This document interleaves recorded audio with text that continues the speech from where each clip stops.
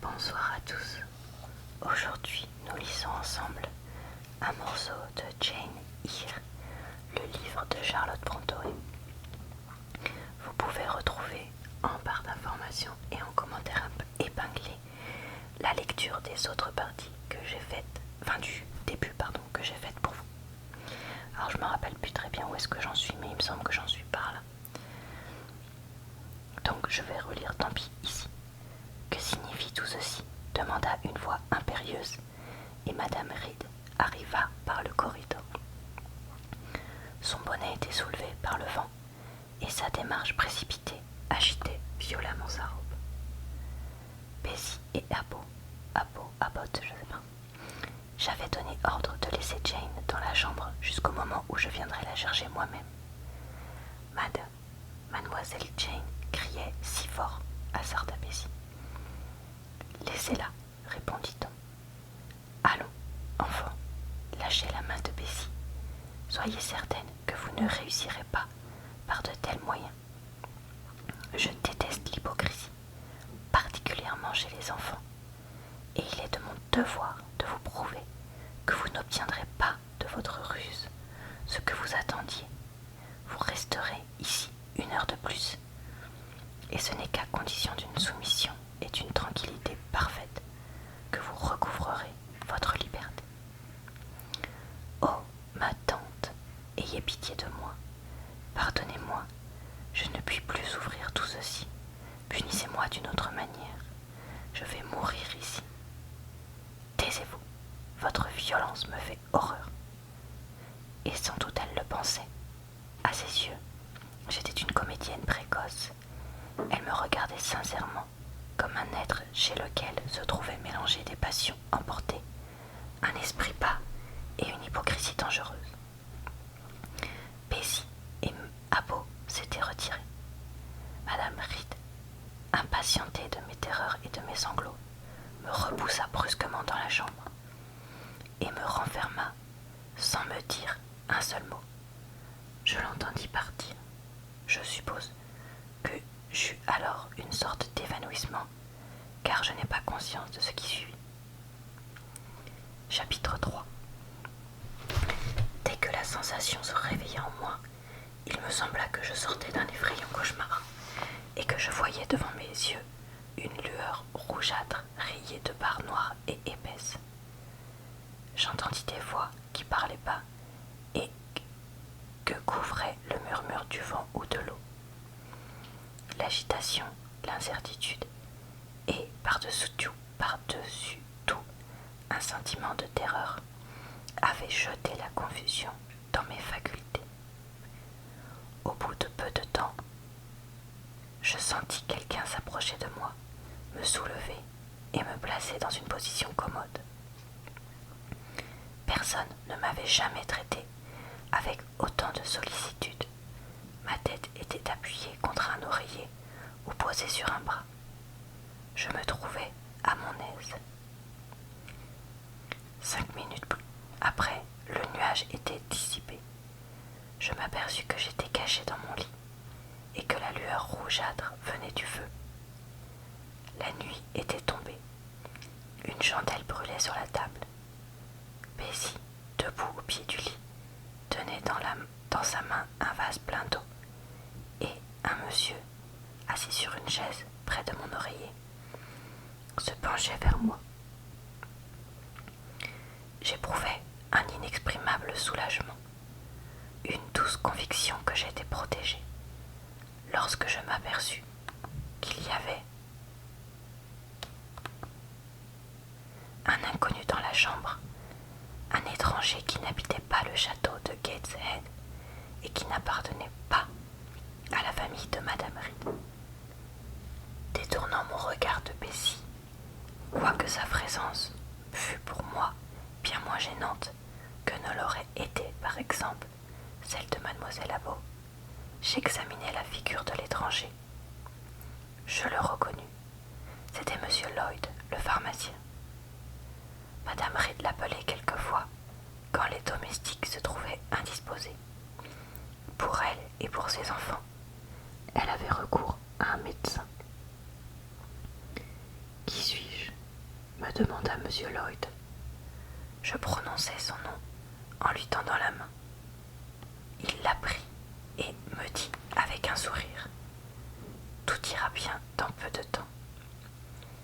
Puis il m'étendit soigneusement, recommandant à Bessie de veiller à ce que je ne fusse pas dérangée pendant la nuit.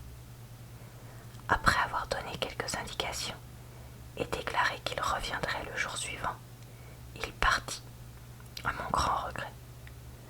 Je me sentais si protégée, si soignée pendant qu'il tenait assis sur cette chaise au chevet de mon lit. Quand il eut fermé la porte derrière lui, la chambre s'obscurcit pour moi et mon cœur s'affaissa de nouveau. Une inexprimable tristesse pesait sur lui. « Vous sentez-vous besoin de sommeil, mademoiselle ?» demanda Bessie presque doucement. « Pas beaucoup, hasardai-je, car je craignais de m'attirer une parole dure. Cependant, j'essayerai de dormir. Désirez-vous boire ou croyez-vous pouvoir manger un peu ? » « Non, Bessie. Je vous remercie.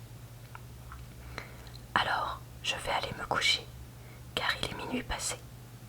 Mais vous pourrez m'appeler si vous avez besoin de quelque chose pendant la nuit. » Quelle merveilleuse politesse! Aussi, je m'enhardis jusqu'à faire une question. « Bessie, demandai-je, qu'ai-je donc?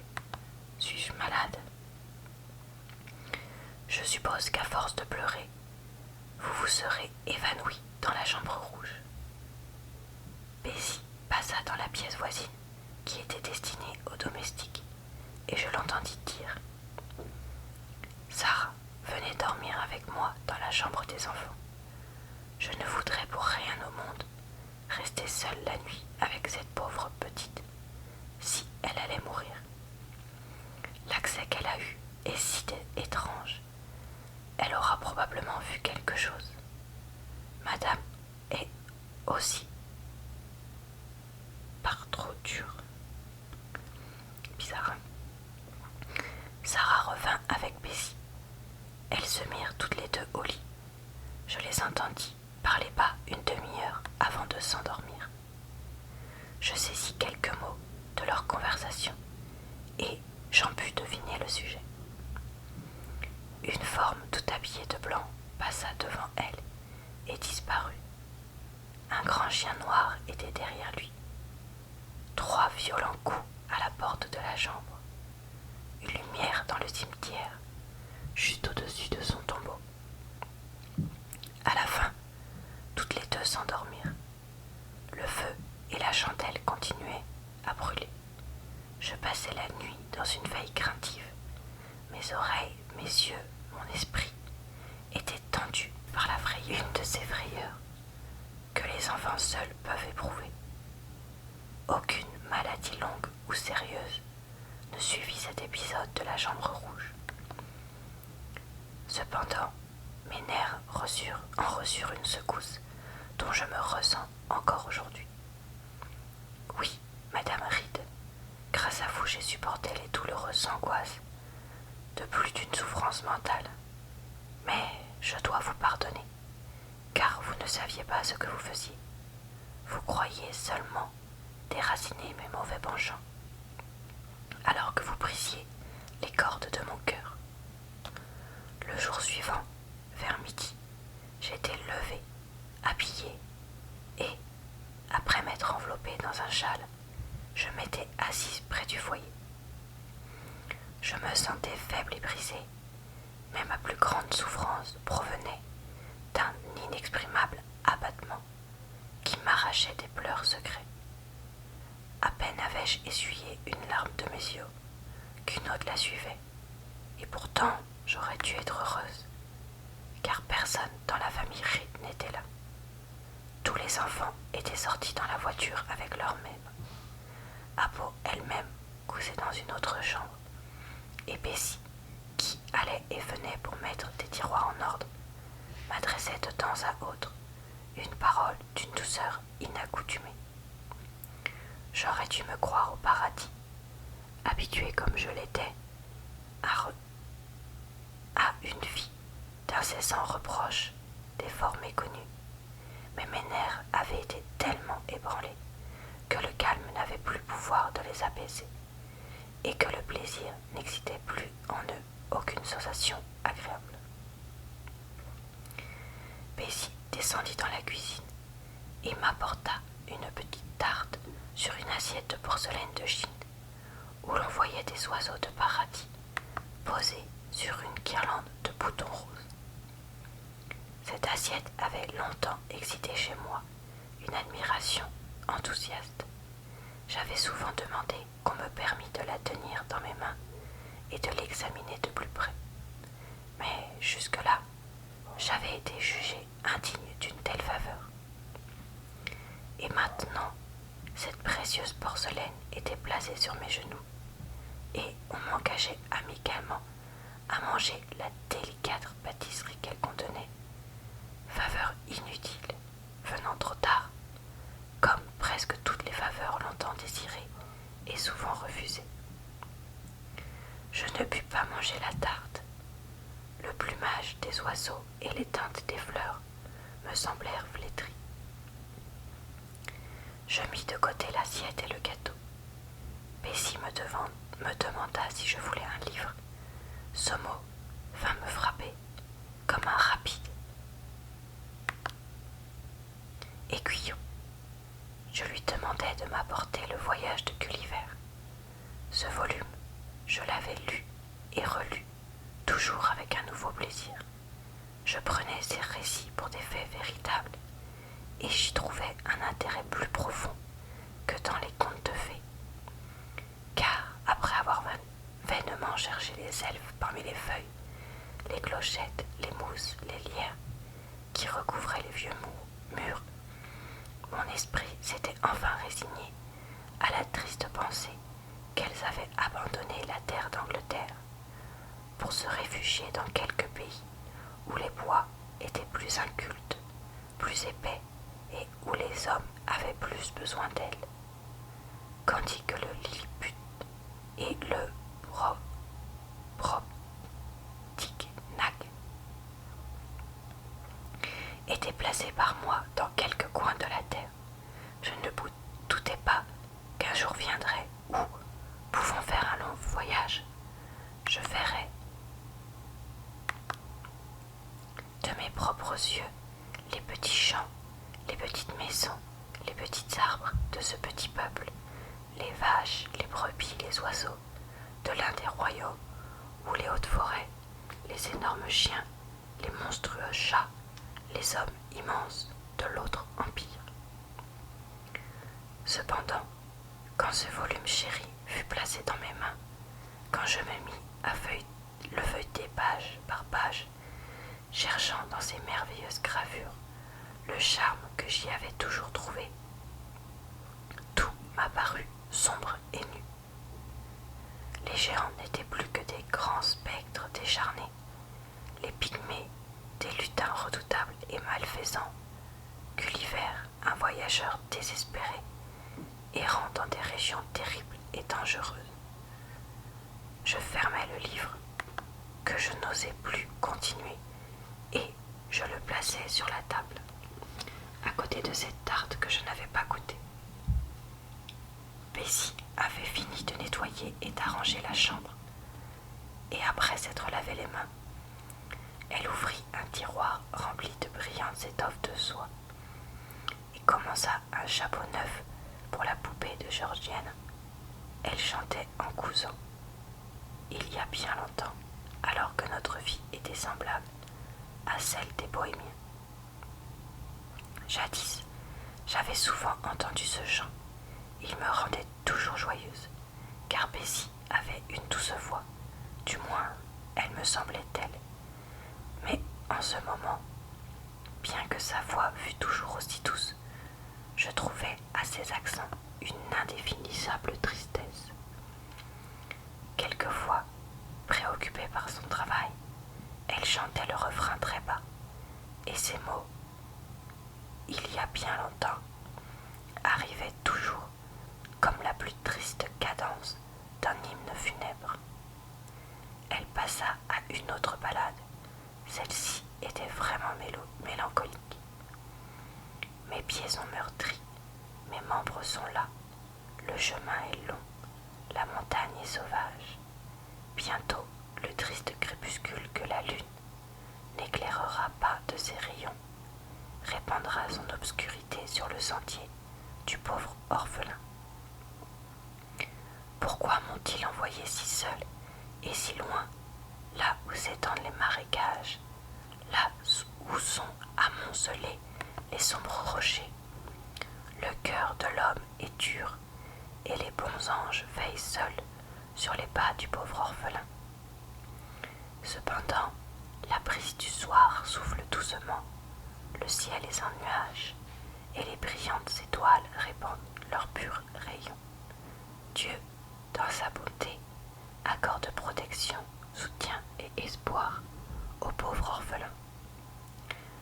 Quand même je tomberais en passant sur le pont en ruine, quand même je devrais errer, trompé par de fausses lumières, mon Père qui est au ciel murmurerait à mon oreille des promesses et des bénédictions, et presserait sur son cœur le pauvre orphelin. Cette pensée doit me donner courage, bien que je n'ai ni abri ni parents. Le ciel est ma demeure, et là le repos ne me manquera pas. Dieu est l'ami du pauvre orphelin. Venez, mademoiselle Jane, ne pleurez pas, s'écria Bessie quand elle eut fini. Autant valait dire au feu, ne brûle pas. Mais comment aurait-elle pu deviner les souffrances auxquelles j'étais? Monsieur Lloyd revint dans la matinée. Et quoi, déjà debout, dit-il en entrant. Eh bien, Bessie, comment est-elle? Bessie répondit que j'allais très bien. Alors, elle devrait être plus joyeuse. Venez ici, mademoiselle Jane. Vous appelez Jane, n'est-ce pas? Oui, monsieur. Jane Eyre. Très bien. Vous avez pleuré, mademoiselle Jane Eyre. Pourriez-vous me dire pourquoi? Avez-vous quelque tristesse? Non, monsieur. Elle pleure sans doute parce qu'elle n'a pas pu aller avec madame dans la voiture, s'écria Bessie. Oh non, elle est trop âgée pour un tel enfantillage. Blessée dans mon amour-propre par une telle accusation, je répondis promptement. Jamais je n'ai pleuré pour si peu de choses. Je déteste sortir dans la voiture. Je pleure parce que je suis malheureux. Oh, fit mademoiselle, s'écria Bessie. Le bon pharmacien sembla un peu embarrassé. J'étais devant lui. Il fixa sur moi des yeux scrutateurs. Ils étaient gris, petits et manquaient d'éclat. Maintenant, cependant, je crois que je les trouverais perçants. Il était laid, mais sa figure exprimait la bonté. Après m'avoir regardé à loisir, il me dit « Qu'est-ce qui vous a rendu malade hier ?» Elle est tombée, dit Bessie, prenant de nouveau la parole. Encore comme un petit enfant. Ne sait-elle donc pas marcher à son âge? Elle doit avoir 8 ou 9 ans. On m'a frappé, et voilà ce qui m'a fait tomber, m'écriai-je vivement, par un nouvel élan d'orgueil blessé. Mais ce n'est pas là ce qui m'a rendu malade, ajoutai-je pendant que M. Lloyd prenait une prise de tabac, au moment où il remettait sa tabatière dans la poche de son habit. Une cloche se fit entendre pour annoncer le repas des domestiques. « C'est pour vous, Bessie, » dit le pharmacien en se tournant vers la bonne. « Vous pouvez descendre.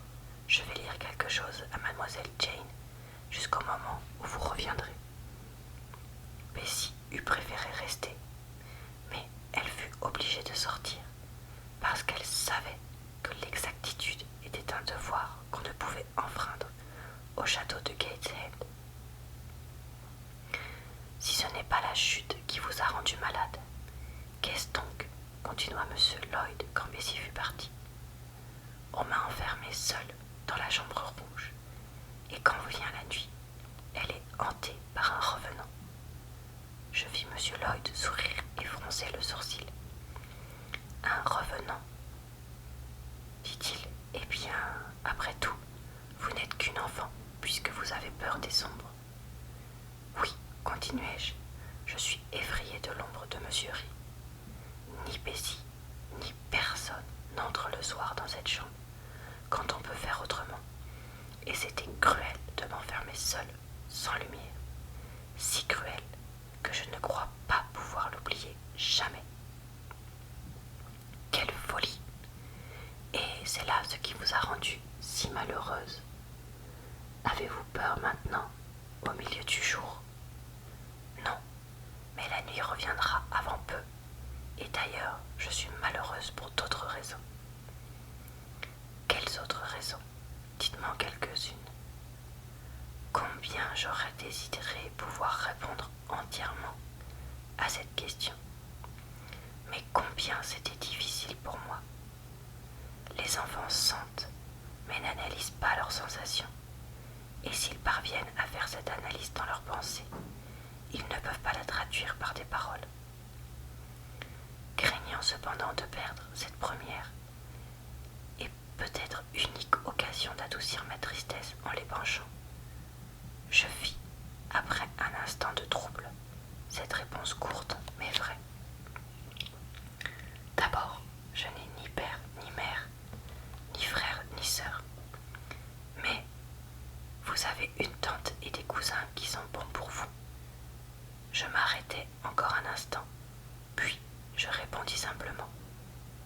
C'est John Reed qui m'a frappé, et c'est ma tante qui m'a enfermé dans la chambre rouge. Monsieur Lloyd prit sa tabatière une seconde fois. Ne trouvez-vous pas le château de Gateshead bien beau? Me demanda-t-il.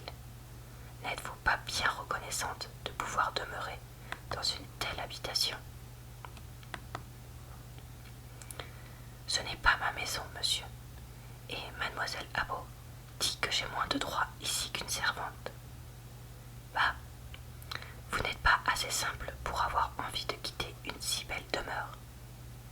Si je pouvais aller ailleurs, je serais bien heureuse de la quitter, mais je ne le puis pas tant que je serai une enfant.